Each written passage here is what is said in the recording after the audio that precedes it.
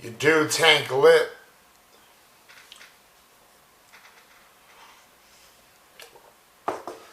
AKA JasonTankLipp, AKA LIPP the Prophet, AKA the last of the great Jedi, AKA the GOAT, AKA the last great hope for the helpless and weary. This is the Tank Lip Diaries Part 3 blog. So, first, I'm going to start out talking about this little southern thing that I'm doing right now with my voice. Alright. If you could kind of detail and detect that little southern, like when I say southern, thing I'm doing right there with my voice, and recognize that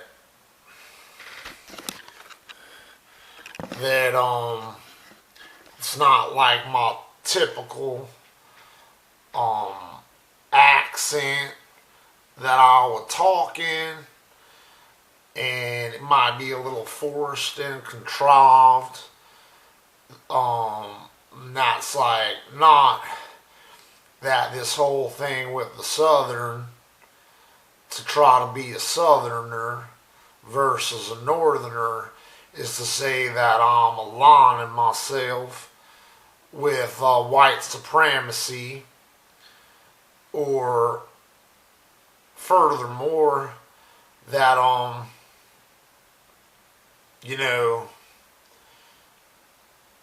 as my mother might say, trying to sound black. And I'm not really sure how my mother got black out of something so southern, except that there was like a lot of black people in the South at a certain point in time.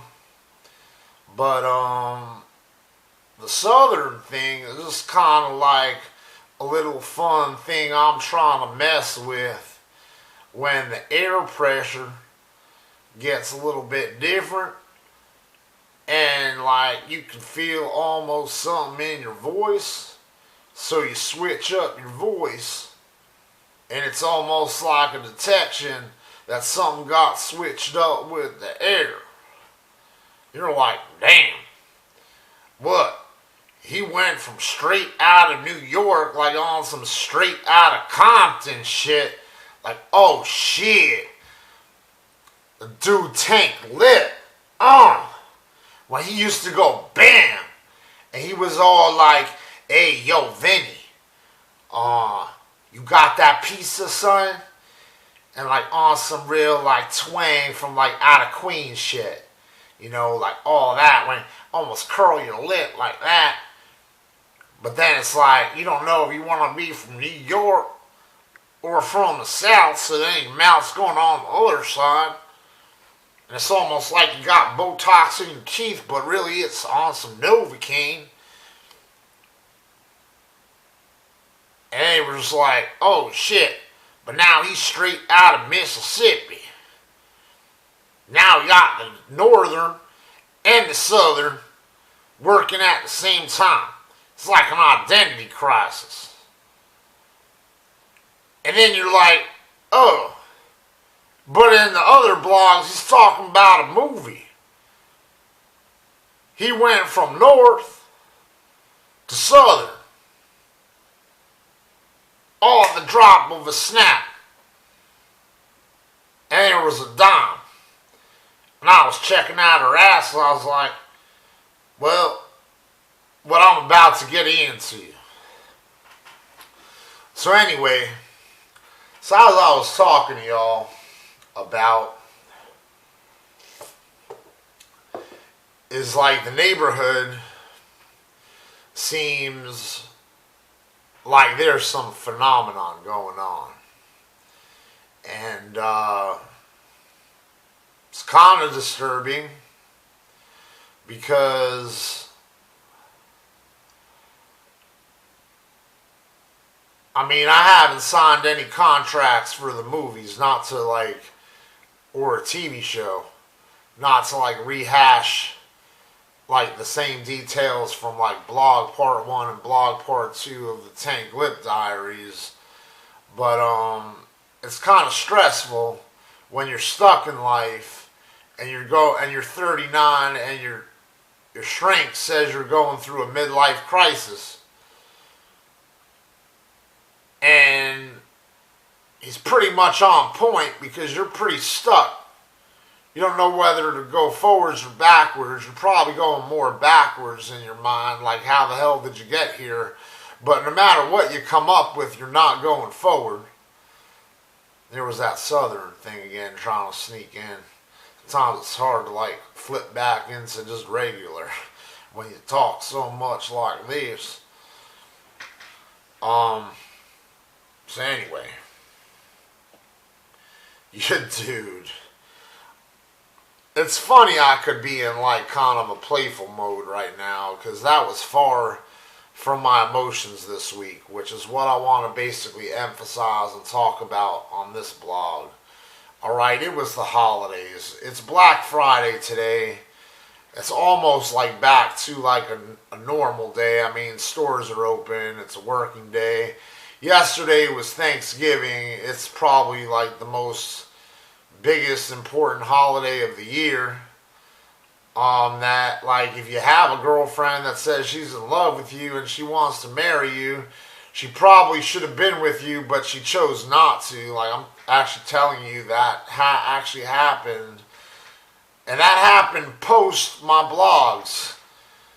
As I was already starting to get into like some details about how much pain I am, kind of separate from this whole confusion thing I got going on with is there a TV show, is there a movie, and why am I on the sidelines, and is my girlfriend in a TV show or movie and I'm not in it, and maybe that's the reason why she hasn't come back yet, because she has some obligations, but she can't tell me the truth, the real reason why she's not coming back, because she's in a TV show, because maybe she played a hand, and why I'm the fuck sidelined on it. So that's pretty awkward. Or she's the director of the movie, and like she's such a genius and knows you so well, she knows exactly what'll get you to like trigger you for some like real authentic movie scenes. And not saying I'm not ruling that out as a theory, that's almost the best alternative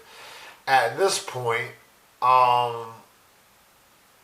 But like, you know, Thanksgiving isn't necessarily just about like this year, November 28th on a Thursday is Thanksgiving. It's like they call it the holidays, not the holiday.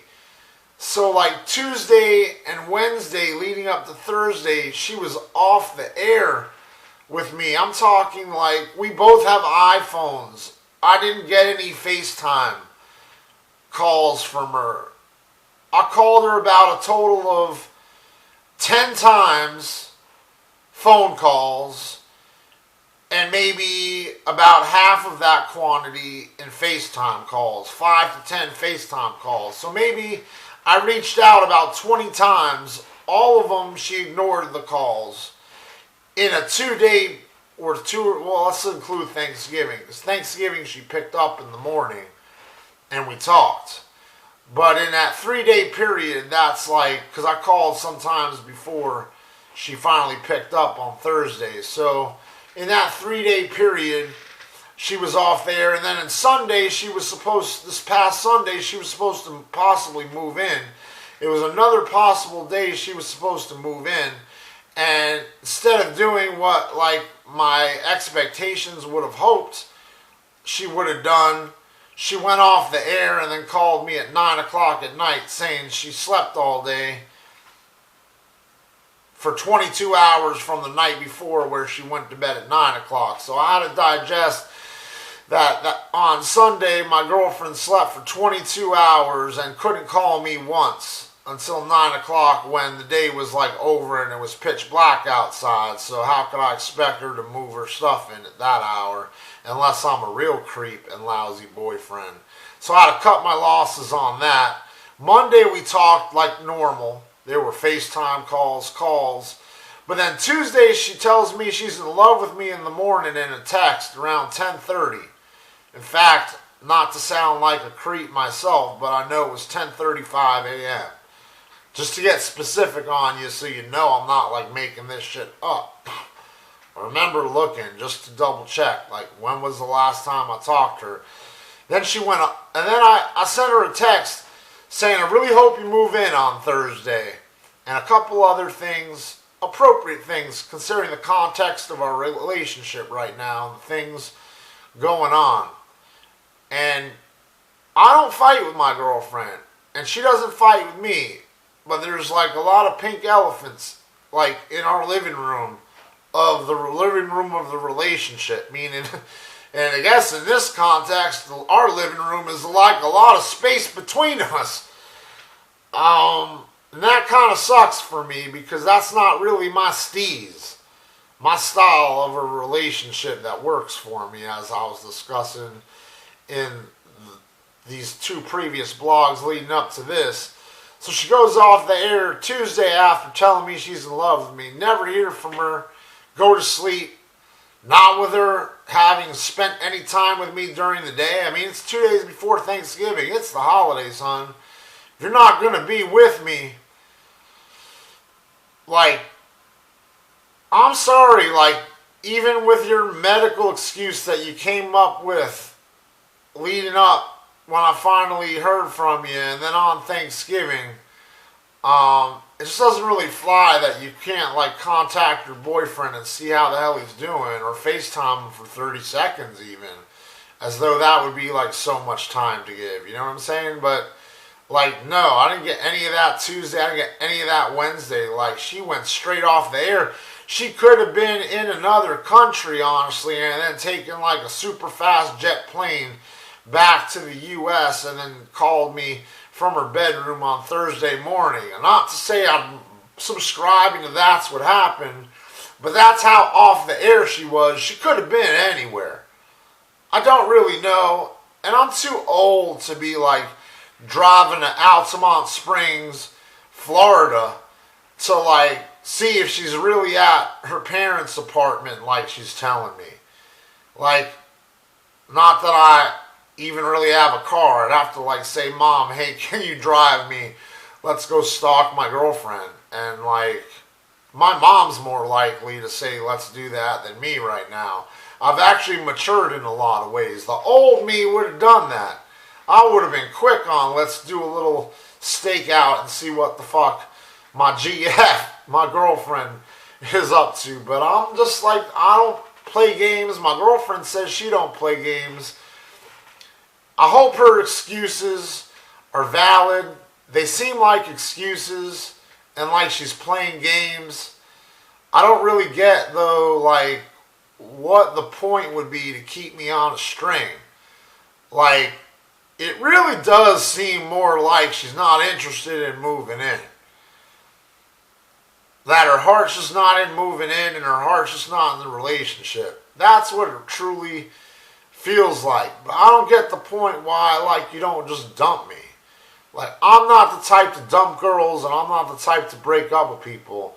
So, I know you're a woman and you have a vagina, but grow a pair of balls and just dump me, because I'm just not going to do it. I'm praying on a miracle that there's better reasons why you're not with me, so I'm not going to start accusing you and being paranoid and go backwards on my personal growth that I've done on myself. And surely I don't want to be the hand that chops, that shoots myself in the foot and loses an amazing woman. If she truly is as amazing as I think she is, which is why I'm so in love with her. I'm not here to bash my girlfriend or throw her under the bus. I really just want to understand. Somehow I'm trying to just think out loud. Honestly, this is less for you guys and more for me. I'm just trying to do something therapeutic because I'm tired of talking to my shrink, and I'm damn straight short tired of talking to my mom. Damn, my head's spinning from all that. My mom don't even like my southern accent, you know? But, it was painful spending a Thanksgiving without her because we only been together for a year and 10 months. So we had last Thanksgiving, 2018, together, and here we are already in year 2, 2019, and she didn't show up on days before Thanksgiving or on Thanksgiving, and then let me down on Sunday, didn't move in, and didn't move in on Thanksgiving. There was no excuse except for the medical shit she's telling me now. You know, she was off from work Friday. What better days to move a couple things in and just be here. And if you've got medical stuff, your boyfriend should be taking care of you. Me, not mommy and daddy, but I'm not sure if it's really just mom and dad she's with, what the draw would be there versus me. And shit, I think I'm kind of funny with my switching up from a northern to a southern. But then again, that's just in case there is a movie and the cameras are rolling. I gotta work on my acting and brush it up a little bit. Not that I'm really gonna want Hollywood to think I'm from Mississippi, that I'm a Mississippi boy. Why would I sip from that straw? That would be like as if I didn't already pack a horse in my long johns, or my long johns were packed in my saddle.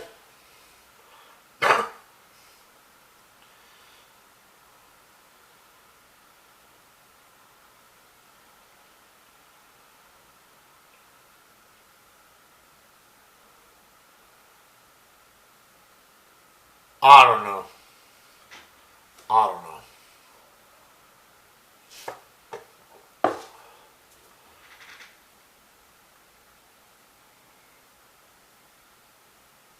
I'm getting a little burnt out, honestly. I don't really have my heart in these blogs, but like I do it just to do something. Just like I get up and go through my routines and go through my day, but at the end of the day, like, I mean, I'm not going on public media here saying I'm trying to kill myself, but it really feels like I want to. Like, it kind of really sucks, my life. But, and loving someone just making me more vulnerable.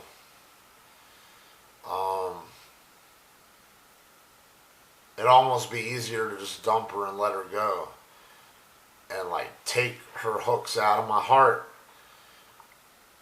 Because I'm loving her so much it's turned into a weakness. Instead of like an asset. Like a couple's supposed to like hold each other up. It's like a celebration of life, of being together. And right now, it's just like my Achilles heel. And like the sad thing is I always knew that like a woman could be that for me, you know, understanding how big my heart is. But then you gotta say to yourself, how do you not risk your heart for something so amazing? And for so long, like, we really had that. She gives me a reason to live. After someone left me for 12 years and that person made me feel like the way I feel right now, I just can't believe this one has done this after swearing to me she could never do to me what the previous woman did. And am I the common denominator because it's happened with 2 back-to-back women? And if I do a retrospect scanning of my life, and if it's happened with other women too, does that mean I'm the common denominator? Or do I just have bad luck? Or am I the common denominator? Like, am I just that, like, undesirable? That I should count my blessings when I have them and just accept it is what it is when they go, because I'm just that hard to live with and take. So, it just sucks to face these questions. These, like, honest, like, loaded questions about yourself. But, anyway.